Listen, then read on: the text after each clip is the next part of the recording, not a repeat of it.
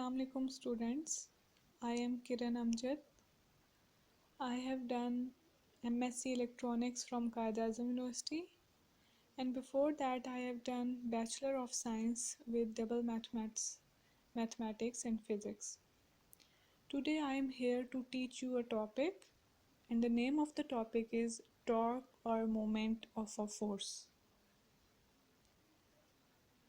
Before going to the formal discussion of the topic torque, we have to know some terms. We have to understand the meaning of these terms. Firstly, we have rigid body. What is a rigid body? A rigid body is the one which is not deformed by force or forces acting on it. You know that every material object is made up of particles, pairs of particles, and if you apply a force on the material and the distances between these pair of particles do not change, then that body will be a rigid body. Or we can say that a rigid body is the one which is not deformed. Deformed means not changing the shape by force or forces acting on it. Then that body will be rigid body. Next, we have to know the term axis of rotation. Axis of rotation, to define it, you have to consider a rigid body. When a rigid body rotates about a line, the particles of the body move in circles with their centers all lying on a line, on a single line. The center of all the circles in which the particles of the body will be moving will lie on a single line, and that line will be called axis of rotation. When any material object in the world, in the universe, rotates, then it rotates about its axis of rotation, and axis of rotation is a line on which all the centers of the circles in which the particles of that object move lie. Then we will move towards torque or moment arm. Firstly, we will define it. What is torque? The turning effect of a force is called torque or moment of the force. When you apply some force, any force on any object, if that force produces some turning effect in the body, then that turning effect is named as torque or moment of the force.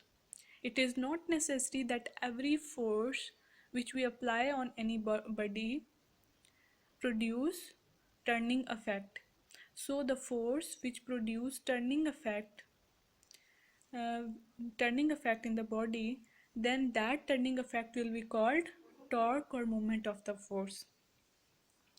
We have many examples of torque or turning effect in our daily lives. Just one example, and that is tightening or loosening a nut with the help of a spanner. This is one example. You have many more examples like opening or closing the doorknob. You are producing turning effect in the doorknob. Next we have examples: turning pencil in the sharpener, turning stopcock of a water tap, turning doorknob. These all are examples of torque or moment arm of the force. This was the definition. Now we will discuss that moment arm or torque depends on which factors. Firstly, for this you have to do some practical or observe the things. Firstly, you take the example of a spanner. Okay, if you have a long spanner, then you will observe that it will be easy for you to tighten or loosen the nut. This point marked on in the figure is the point where force is applied. We will name it as line of action of force. This whole line is the line of action of force. Here is force applied and turning effect is produced in this point. Turning effect or torque is produced at this point. Then we will name this distance between line of action of force and the point where torque is produced or turning effect is produced as the length L. Okay, the distance between line of action of force and the point where torque or turning effect is produced, we named it as length L. You will observe that if this length is greater, then you have to apply less force to produce turning effect at this point. It means that torque is depending upon length or the distance between perpendicular distance between line of action of force and the point where torque or turning effect is produced. So we come with one result that torque is directly proportional to this length, to this distance between application of force to the distance, which distance between the point of application of force and the point where torque is produced. And this distance must be perpendicular distance.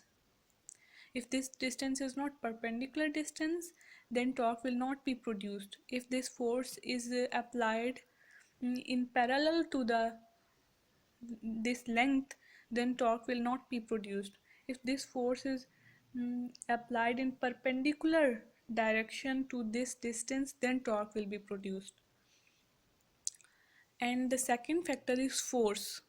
The quantity of force, the magnitude of force will define the amount of torque produced in the object.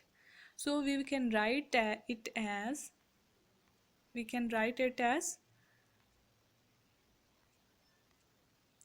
tau equals to F cross L. Torque is depending upon force and the distance between the point of application of force and the point where torque or turning effect is produced.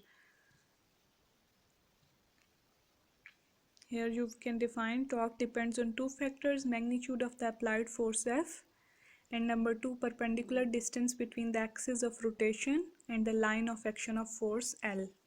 This perpendicular distance is named as L.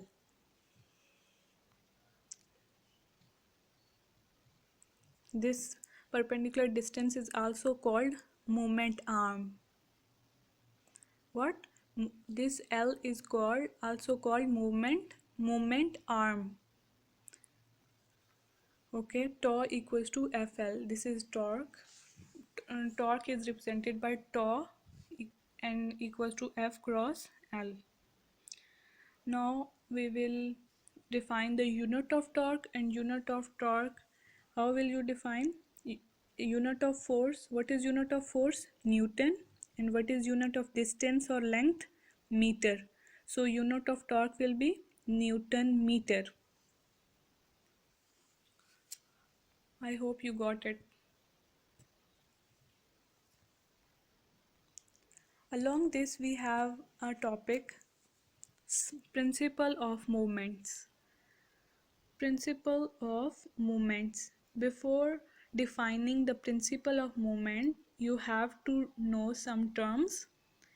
You have to understand some terms, and firstly you have to understand clockwise movement. What is clockwise movement? When a force turns an object in clockwise direction, then the produced movement is called clockwise movement. I have discussed that when you apply a force on the body, it produces turning effect in the body. And we have discussed that when it will produce the turning effect, when the line of action of force is perpendicular to the distance between the point of application of force and the point where torque or turning effect is produced. Then we are defining here that when a force turns an object in clockwise direction, then in this result the produced moment is called clockwise moment. you will see here, if force is applied in upward direction on the spanner, then torque or turning effect is produced in the clockwise direction. This direction is clockwise direction. In this case, the produced moment is called clockwise moment. And next term is anti-clockwise movement. When a force turns an object in anti-clockwise direction, then the produced moment is called anti-clockwise moment. See here, if you apply force on the spanner in the downward direction, then it will produce torque or moment in this point in the anti-clockwise direction. This is anti-clockwise direction. Then in this case, the produced moment or torque is called anti-clockwise moment. Okay. Then now we are going to define principle of moments. Principle of moment says, it is firstly I have to explain you that there could be more than one forces which are going to apply on the same body. Then if more than one forces are applied, then there will be more than one moments or torques produced in the body. Then principle of moment says that a body is balanced if the sum of clockwise movements acting on the body is equal to the sum of anti-clockwise movements acting on the body.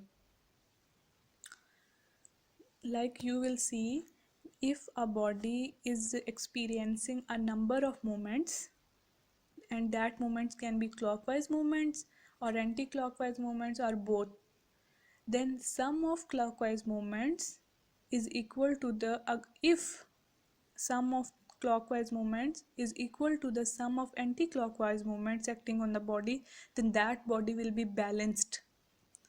Okay, that body will be balanced if the sum of clockwise moments acting on the body is equal to the sum of anti-clockwise moments acting on the body. This is called principle of moments.